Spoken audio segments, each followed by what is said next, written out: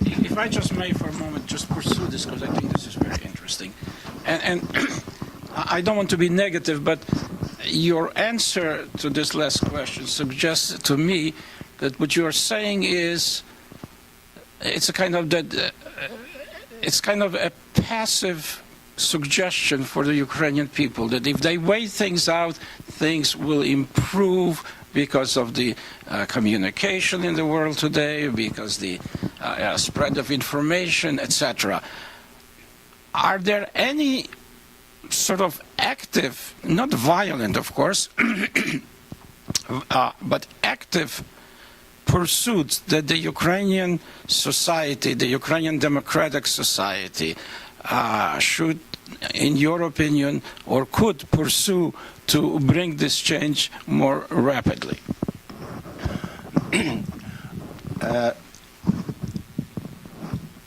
Our time, this present time, is the moment when the grassroots Ukrainian society tries to find new means, tries to find solution for our present challenge, political challenge. So I don't think that young people will be too passive in reacting. But sometimes I'm afraid of young people being too active, because activism is not necessarily connected with wisdom. I'm sure that Russia and new authorities are ready for excessive energy of young people. Martial law is one of the options for such activism, which may be even violent. And I'm sure that the West, which actually doesn't understand the Ukrainian specificity correctly, according to my understanding, would be in favor of coming down this excessive activism. So in my opinion, we need activism, but we need activism according to some civilized norms. I'm not a boss here. No. Go ahead, let's start on this end. It's related to what you just said. Well, in order to streamline the activism, let's just say form the right attitudes in civic activism, what's the role of, not to say in your university, you made it clear, the new university ethical formation is at the core, so is an Odessa Christian University, but universities are few in between. And we know that there is government policies right now, as far as I'm familiar with Yushchenko's previous, latest policies, the emphasis was on returning moral or vychovання into the university, moral, civic, ethical education into university. Now, we know it was a little differently structured in the Soviet rule. What is the situation now? And also, I just wanted to know that in America, and I'm familiar with latest research, that there is push for returning of civic, moral / education into university and recognizing the connectedness of ethical formation and civic participation of young people. Thank you. Thank you. Let me start with the fact that a few days ago, the rector of our university, Father Boris Gudziak, spoke with students who wanted the meeting of the whole community of the Ukrainian Catholic University, who invited the community to speak about their possible actions in Kiev. Students were ready to go to Kiev and wanted to hear the message from the university. And Father Boris told them, first of all, you have to love people you want to support. Love is a key word here. Then be wise. Do not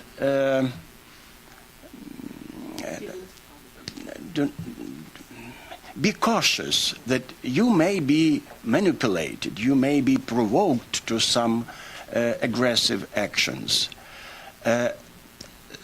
So this is the message of the university, of academic experience, academic audience to students in a present political situation.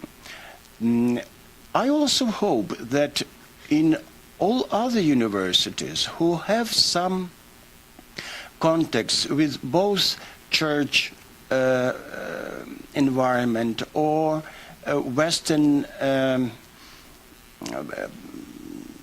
funds or foundations promoted democracy, that the issue of value-based activity, value-based activity is a key answer for the present Ukrainian challenge.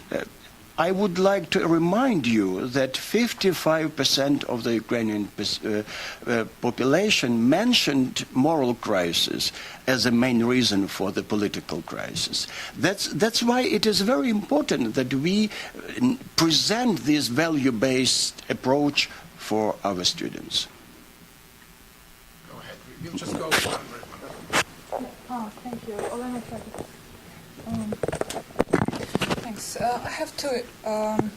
I have two interconnected questions. As I understand, your university is very similar to Kiev-Mogil Academy in its values. I'm a graduate of Kiev-Mogil Academy myself, and I understand very well what you mean by feeling some pressure because you are not corrupt.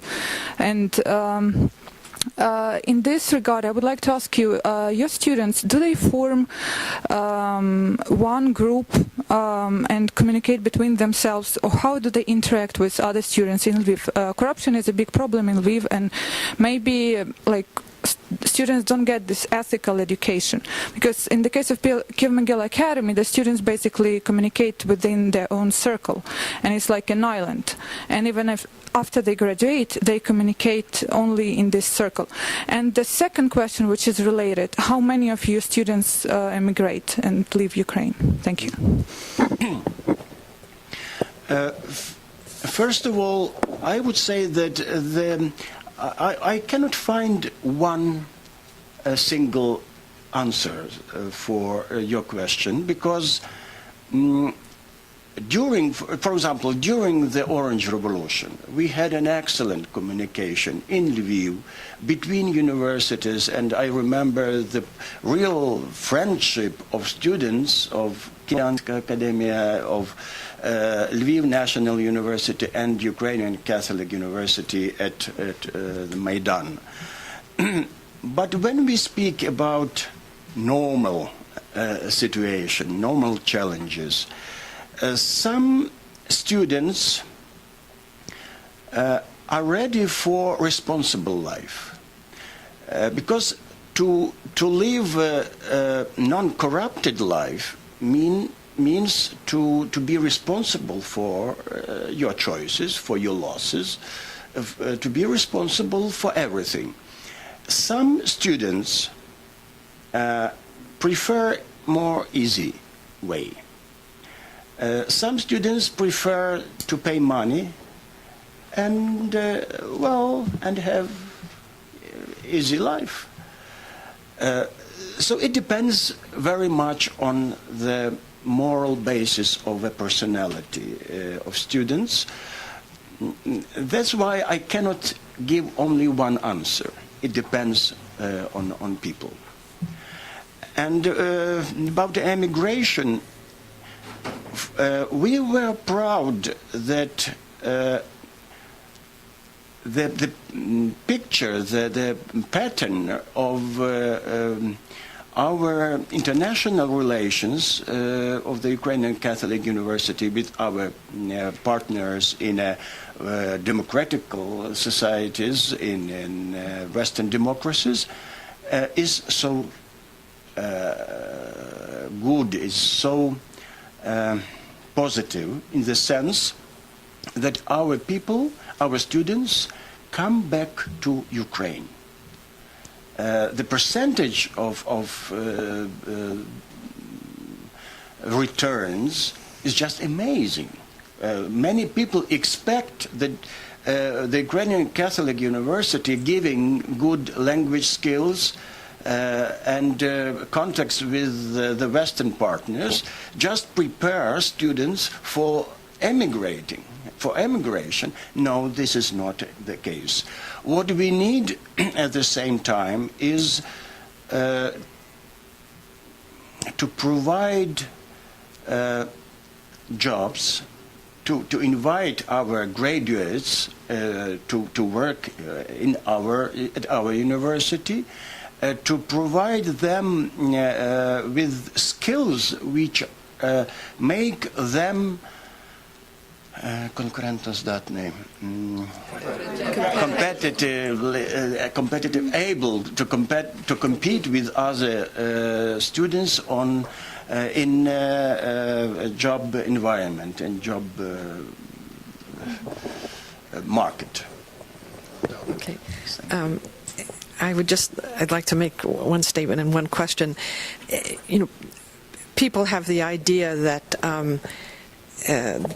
or many people think that, the Western model is the best thing. But I think that Ukraine became free just in time for many of us in the West, because the wonderful spiritual wisdom of some of the priests who have come from Ukraine to the United States since 1991 that their spirituality and wisdom have been wonderful for our spiritual growth, and is something that we here in the West need. I also would like to know if there is anything in the university, in yours and others, that has to do with education in grammar schools and middle schools. For instance, the teaching of civics and what it means, the rule of law. That there's a phrase in French, "Qui vole un œuf vole un bœuf," who will steal an egg will steal a cow.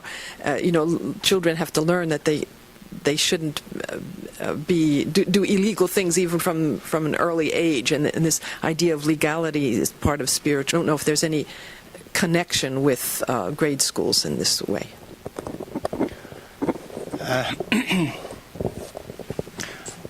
Ukraine probably has a privilege at that moment that our main professor is live. In civic education, I mean. I remember the moment during the Orange Revolution when some parents of the Lviv National University complained that their children miss their lectures, and we paid money for that, and you do not provide good education. Our response was, not our students, not our persons, but our response was, look, you have an incredible chance to give civic education on Maidan. This is just a unique chance for Ukrainian students, for Ukrainian citizens. This was exactly the message of Father Boris to our students a few days ago. Please, you have an opportunity to learn something, to teach yourself there. Yes. So it seems to me that this practical dimension of the democratic theory is very important. And I also remember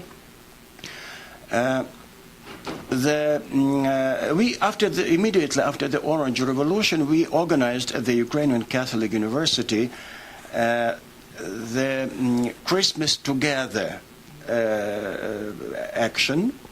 Many students from all over Ukraine came to Lviv, came to the Ukrainian Catholic University to discuss the issue of the Orange Revolution. I was the chair of that discussion, I was ready to explain, to study, no, not to study, to teach. to teach, to teach them. And it was funny that people from all over Ukraine, no matter Luhansk, Lutsk, Lviv, Odessa, and so on, they had a true knowledge of the fact how democracy works. So I was really impressed. So that's why I am very optimistic when we speak about Ukrainian young people. I guess I'm reminded by our camera person that this will be the last question, and unfortunately we didn't have time for any of our internet visitors, but perhaps if they write in their questions, we can pass them along to you, and perhaps you'll have a chance to respond. Professor Marinovich, I just want to pick up on what your just last statement. It seems to me that the statistics you cited, 55% understand that the problem of Ukraine is ethics and values. Fits right into, I think, our view that time and time again, the people of Ukraine are demonstrating that they are much more maturely developing in a democracy than their political leadership. And the task is, how do we get that message to the political leaderships? And my colleagues here will know that one of my new personal passionate initiatives is Shevchenko, as a reminder. And President Yanukovych was here, and he did his obligatory stop at Shevchenko, but he didn't stop and look on the side and read what was written there, which I had hoped he would do, which was, when Shevchenko wrote, "When will Ukraine have its Washington with fair and just laws?" And someday it will. And so this notion that Ukraine has wanted this system for a very, very long time, and I think the political leadership, and I guess with your help and the people of Ukraine, maybe they can be reminded. And even pseudo-intellectuals like Mr. Tabachnik will understand that to be Ukrainian is to be just as good as it is to be anything else. You're absolutely right that the Ukrainian people in the whole are much more democratic and moral than our political elite. It's visible, and it was visible during all these post-Orange years. But now we are dealing with the very old question, the old problem. The problem that democracy may be misused, may be successfully misused. It was misused many times before us, and it is being misused now in Ukraine by new authorities. I would be very optimistic about the results if Ukraine has a pure Ukrainian experiment, when only we Ukrainians are part of that experiment. But having in mind that we have Russia leadership, who just hates the Ukrainian challenge, Ukrainian example of democracy, and using strong financial and human resources to destroy Ukrainian democracy, it creates some tension in me about the results of Ukrainian experiment. And I have to admit that the geopolitical environment is also not so supportive for Ukraine now at this moment. So many factors work against us. And still, not Putin, not Yanukovych are masters of history, but God. Professor Marinovich, thank you very much for really a wide-ranging discussion, an open discussion on developments in Ukraine today.